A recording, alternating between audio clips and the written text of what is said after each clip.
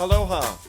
I'm Eric Anderson, pastor of Church of the Holy Cross, United Church of Christ in Hilo, Hawaii. And here's what I'm thinking. I'm thinking about Advent. I'm thinking about expectation. And I'm thinking about hope.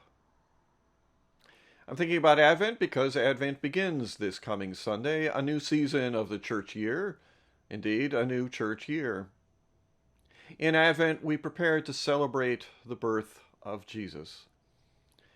The lectionary readings, however, do not recount the preparation for the actual birth of Jesus.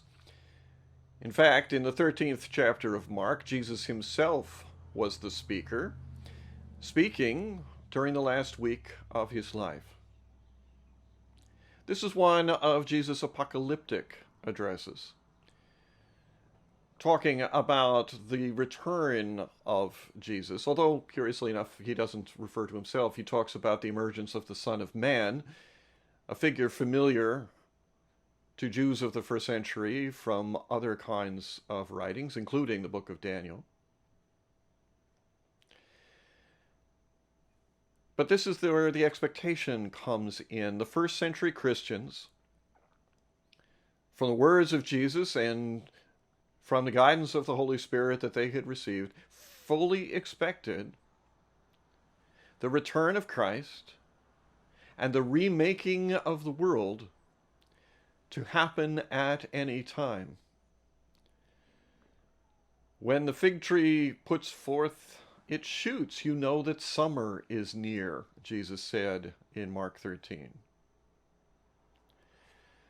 Likewise, the Apostle Paul, writing some years later to his friends in Corinth, wrote with the expectation that they would all see this return of Christ and this ending of the world they had known to be replaced by the world of which they dreamed.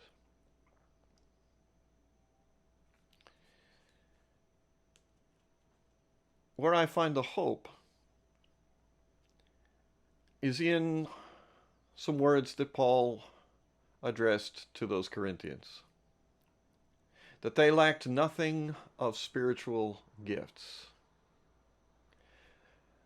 That actually sounds a little curious to me, knowing what Paul would say to the Corinthians later on in that letter, and then in the second letter that we have.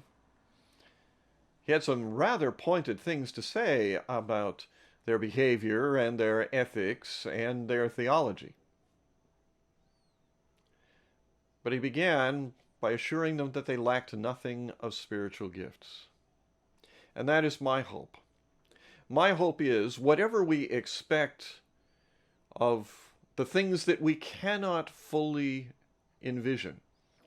Jesus warned, in fact, that nobody knew the day or the hour, including the Son, including himself. Nevertheless, there are other things that we expect but cannot know the day or the hour. The hope is that the Holy Spirit is with us, that Jesus is with us, that God is with us, to fill us with what we need to endure the trials and the hardships with which we're so familiar, and to be fully prepared to celebrate when the joys and the wonders emerge. So whatever manifestations of God's blessings may come to us in our lifetimes, let us wait for them in hope that we lack nothing of the spiritual gifts with which to celebrate. That's what I'm thinking. I'm curious to hear what you're thinking. So send me an email or leave me your thoughts in the comment section below. I'd love to hear from you. From Church of the Holy Cross, UCC in Hilo, Hawaii, that's what I'm thinking.